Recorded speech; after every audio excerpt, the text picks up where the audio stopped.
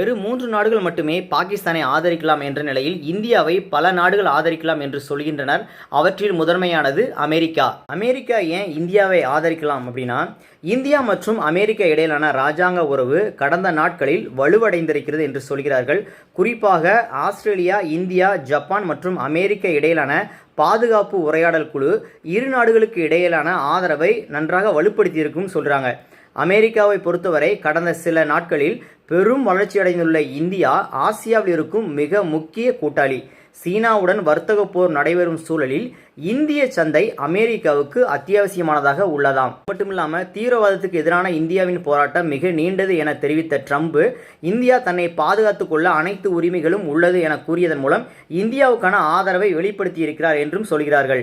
நேரடியாக போரில் களமிறங்காவிட்டாலும் இந்தியாவுக்கான தனது இராஜாங்க ஆதரவை வழங்கும் என்றும், உளவுத்துறை மற்றும் இராணுவ உதவிகளை இந்தியாவுக்கு செய்யும் என்றும் சொல்கிறார்கள்.